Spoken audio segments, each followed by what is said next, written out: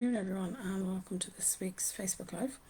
I'm going to talk about, self-care today, but it's really about, it's about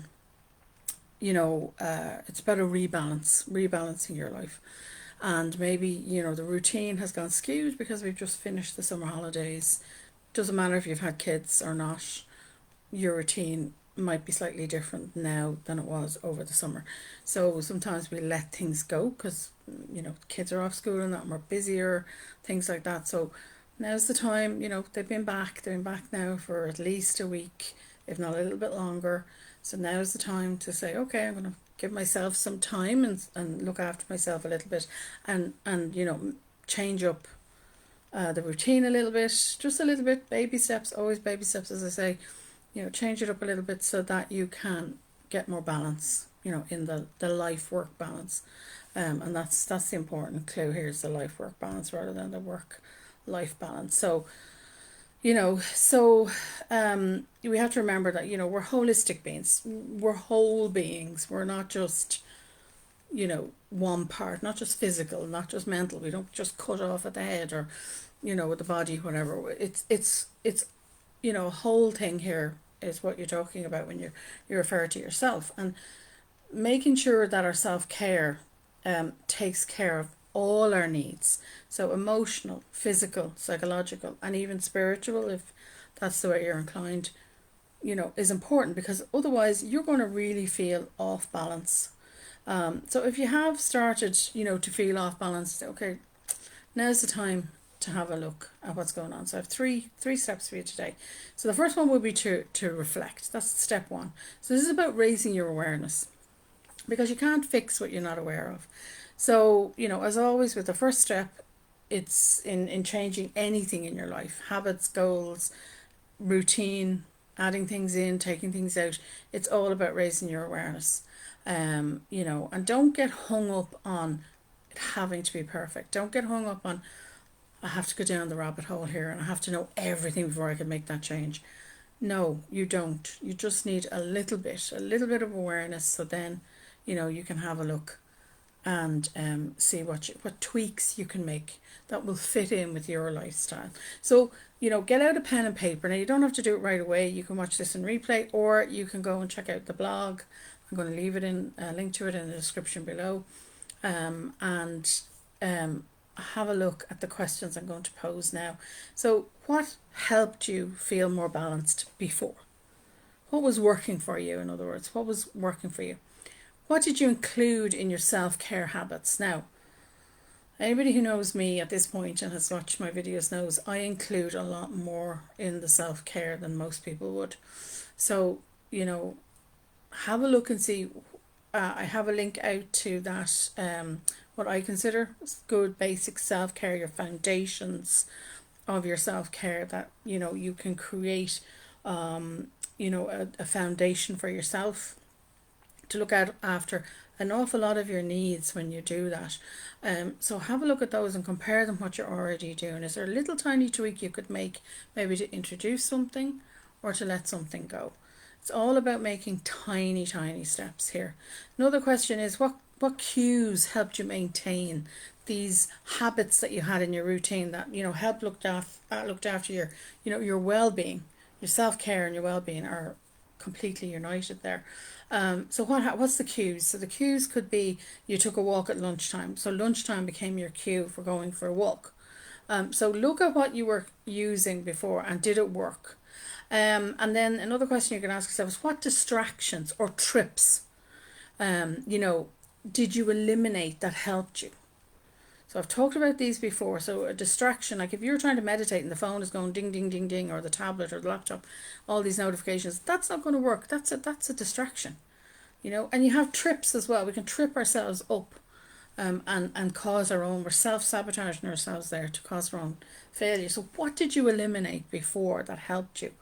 Why did you stop the habit? Because routine is all full of little tiny habits that we do. If you stop and think of it, you get up out of bed, you wash your teeth, you wash your face when you get dressed, have breakfast, you have your little routine that you do. They're habits that you do them automatically and you don't think of them as habits.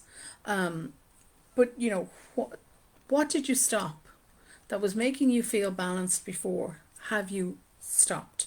Have a look why you did that. That's going to be very important. It's going to give you a clue as to, the next question, well, what went wrong for you? And then the next question after that would be, well, what can you learn from that so that you can retry again? Maybe it was just, the fact that it didn't fit in with your lifestyle. You did try it for a while, but it genuinely didn't fit in with your lifestyle. And that can be very, a common reason why we stop or fail with any goal or habit. So I do have some common traps, some common reasons why we fail at goals and habits. So do check that video out. Again, it's linked through the original blog and you'll be able to check that out if you go in there. Next thing I'd say around this is don't forget your why. Create that why again. Even if you have created one before, review it and look at it again and say why. Now remember, why is why for now. Again, we drop the perfectionism. It'll stop the procrastination as well. If you have that why in place, this is my why for now. You review it, when you're reviewing your goals and your habits, you review it then as well. You can review your why again, because this why is going to give you the mental boost to keep going. It gives you the motivation to keep going. When you're running low, and you come across something like the 3-day hump, which I've discussed a lot of those things in my book, The Building Blocks of Self-Care.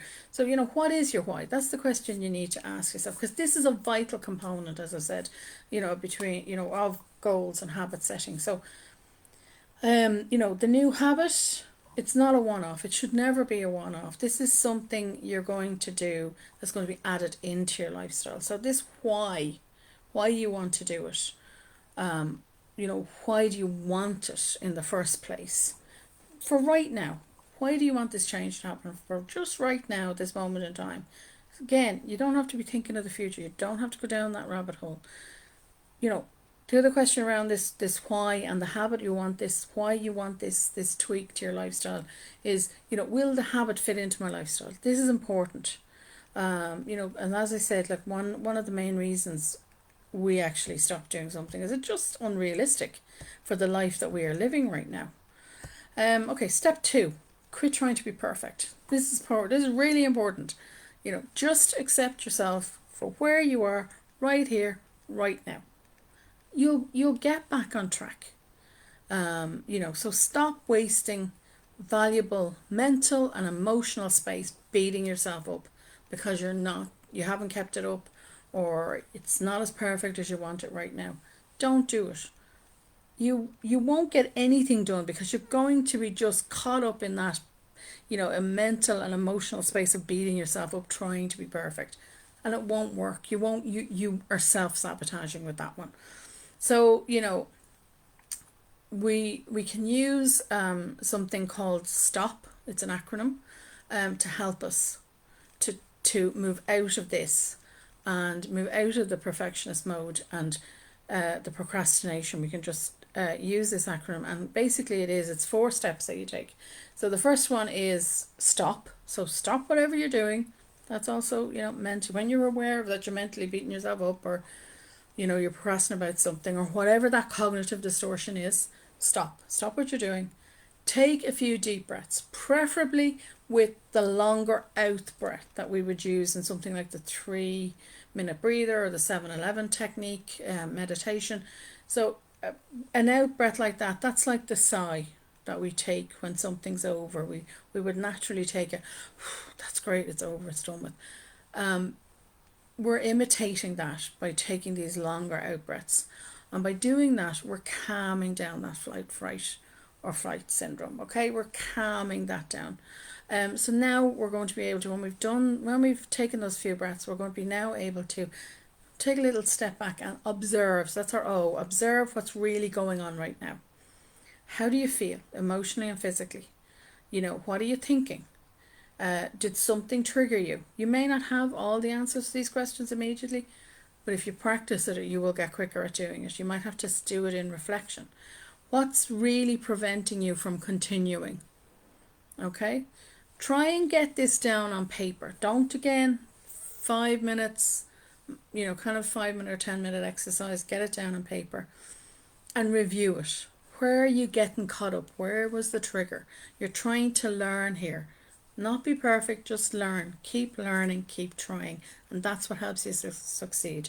The last P then is, or the last letter in this is P, and then it's proceed proactively.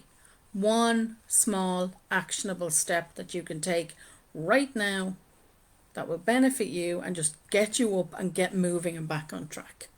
I have talked about this before, and you can use a list of 3 minute tasks or 5 minute tasks or a 10 minute, something that's going to be very quick that'll get you up and going again and get you back into the flow of doing something, particularly around work, or if you've been procrastinating about doing something at home, then do something really quick that gets you moving. And it also uses up that excess those excess stress and anxiety hormones as well. So get moving, get up, get moving, and do something, and then get yourself back on track. And then step 3 will be something you can do is brainstorm some ideas that fit into your lifestyle. So go back to your basics, go back and have a look. I've talked about basic self-care. I have the book on it if you want to go and have a look at that. It comes with worksheets and everything that you can use.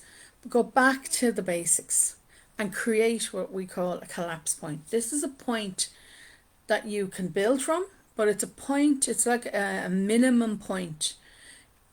This is what I'm going to do to look after myself. My minimum for look after my self-care and my well-being each week. You need to be doing this first and foremost for yourself before you can look after others in a healthy way. Okay? So this could include your sleep, making sleep your priority. It could be something as simple as, watching the sugar and caffeine intake, taking some sort of short exercise, something small. It doesn't have to be heading to the gym, something free, a quick walk. It's not a race. We have to remember that. And you don't have anybody you need to compare yourself to. That's important here when you're thinking about, what can I fit into my lifestyle? It's my life. You shouldn't be living it for somebody else, okay? So have a look at there are links out to a couple of blogs and videos you might be interested in. One is on the basic self-care list, and the other one is on, it's actually a 6 blogs, but there are 6 lists of healthy habits that you can introduce that might help you tweak tweak the routine and get yourself back and feeling more balanced, heading into into the winter months.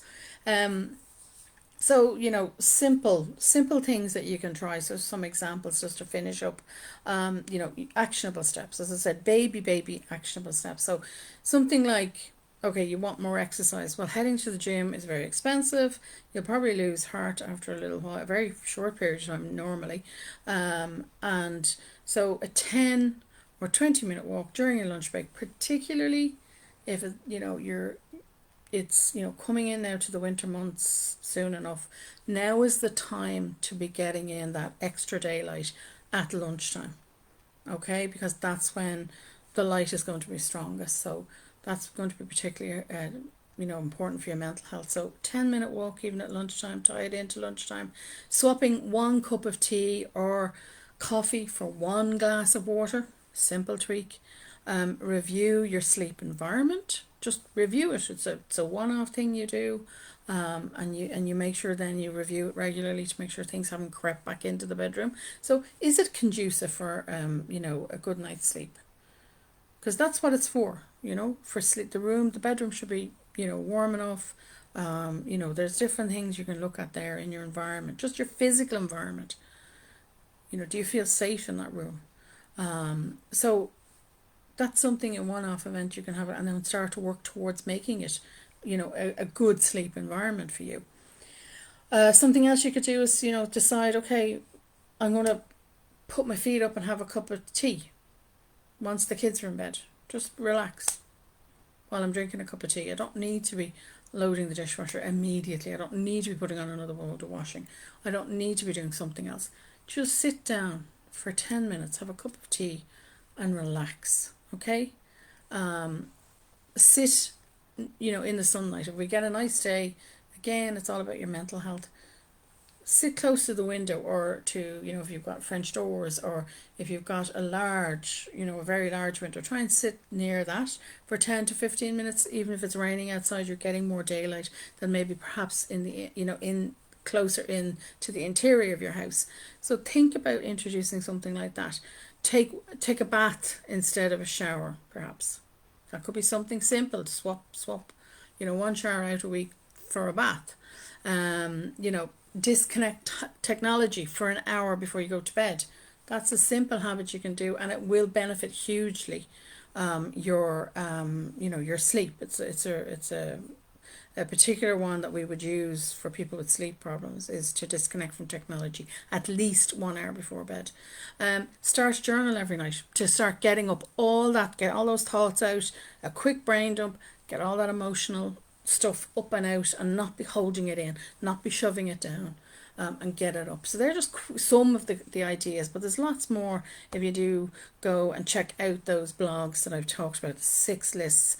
There's lots in there, as well as they would be on top of what I would consider your basics, basic self-care. Have a look, see what fits you, and try and work from there. So I'll leave it there. As always, I'm very happy to answer anybody's questions. You can pop them in the comments below. Let me know, and thank you all for watching. Thank you to those who watch live, and thank you to there's a lot of people watch on replay over the weekends and that, so on here on Facebook and on YouTube. Thank you very much. Stay safe, and I will talk to you all again next week.